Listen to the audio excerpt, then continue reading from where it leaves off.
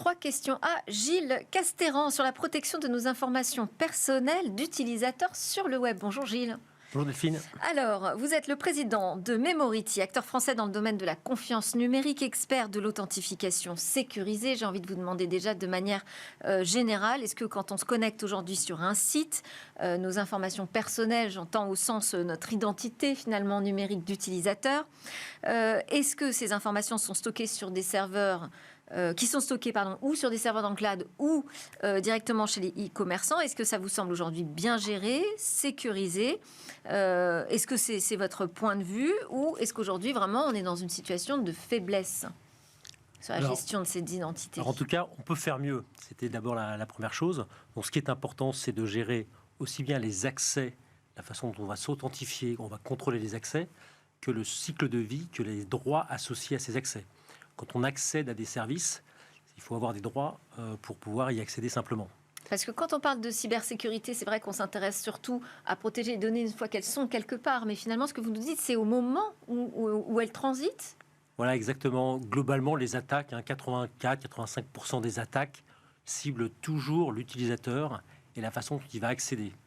Alors, ce qui est très important dans la gestion des accès d'identité, c'est certes protéger, mais il faut aussi simplifier la vie de l'utilisateur, la simplification des parcours utilisateurs, quel que soit l'utilisateur, qu'il soit l'employé, mais également le client consommateur, le citoyen, ou alors les partenaires dans de plus en plus d'entreprises. Alors, c'était justement ma deuxième question, Gilles, parce que pour un e-commerçant, son intérêt, en fait, c'est que l'expérience d'achat soit la plus fluide, la plus rapide possible, qu'on achète très très vite, sans trop de lourdeur de sécurisation. Donc, est-ce que c'est compatible avec une meilleure sécurité de nos identités, de nos accès? Oui, en effet. Alors, évidemment, c'est compatible. C'est exactement possible. Alors, je peux même faire peut-être une petite annonce aujourd'hui, puisque on a la chance. Memority a été choisi pour rendre un service qui est l'offre service BeConnect. BeConnect, c'est une offre de service d'authentification numérique au service du mass market, c'est-à-dire de l'ensemble des consommateurs. Oui. Alors, c'est porté par 5 grandes banques françaises, disponible cet automne. Mais c'est-à-dire, qu'est-ce que ça change par rapport à ce qu'on a aujourd'hui? Alors, l'objectif, c'est de supprimer cette phase, l'usage d'identifiants ou de mots de passe. Oui. Et en même temps qu'on peut supprimer cette phase, on peut en plus améliorer le niveau de sécurité tout en protégeant les données, en respectant en effet la réglementation des données européennes. Et comment on supprime cette phase? Alors, derrière, il y a des mécaniques d'analyse de contexte d'usage. Et en comprenant mieux le contexte que vous utilisez, on sait, en même temps qu'on simplifie la vie numérique, on sait protéger cette vie numérique. D'accord. Alors, parce que moi, j'allais vous poser l'ultime question, c'était est-ce qu'on doit avoir plusieurs identités numériques pour être mieux protégé sur le web? Alors, c'est un fait, on a plusieurs identités numériques de toute façon. Vous avez une identité numérique professionnelle, en tant que citoyenne, en tant que consommatrice. Donc, on a plusieurs identités. L'important, c'est de simplifier pour chaque identité cette façon d'usage. Mais l'usage qu'on a... S'il y a un outil qui va repérer qui je suis, finalement, je ne serai toujours qu'une seule et même personne. Donc, je n'aurai plus qu'une seule identité numérique?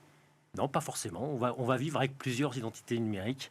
D'une part, parce qu'on a accès à des services qui sont dans des espaces tout à fait différents.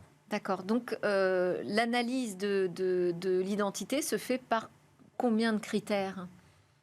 Alors, de nombreux critères pour faire l'exercice que je proposais de supprimer, d'avoir une fluidité des parcours.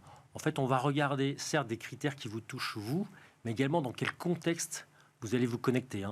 L'important, c'est, si je sais maîtriser le contexte d'accès dans lequel vous allez avoir besoin d'accéder à des services, mais en plus, les droits associés et l'identité que vous en avez, j'arrive à créer cette facilité d'accès et en plus à vous protéger, puisque je sais dire exactement qui vous êtes et dans quel contexte vous souhaitez accéder à un service. Tout en protégeant ma confidentialité? Exactement. Ouais. Et donc vous allez avoir recours, enfin vous avez recours à l'intelligence artificielle pour repérer ce contexte? Exactement. Alors on utilise des algorithmes d'intelligence artificielle pour avoir une très très bonne analyse du risque de connexion. Ce qui est important, c'est d'analyser le risque, le score, et puis les fournisseurs de services diront s'ils souhaitent ou pas donner accès à ces services. Et puis aussi pour automatiser, puisque pour gérer l'ensemble des droits et des habilitations associées, il y a des moyens d'habilitation et d'automatisation de tous ces services. Eh ben, j'ai posé plus de 3 questions à Gilles Castéran sur cette question de la protection de nos identités. Merci beaucoup. Je rappelle que vous êtes le président de Memority, puis merci pour cette annonce que vous nous faites dans Smart Tech. Donc, on va voir les choses changer au moment où on ira sur des sites marchands. Pour l'ensemble des consommateurs, donc c'est une très bonne nouvelle d'abord, cet automne. L'automne 2024, très bien. Merci beaucoup. Donc, on en reparlera ensemble. Allez, on part pour notre grand rendez-vous sur l'actu de l'IA.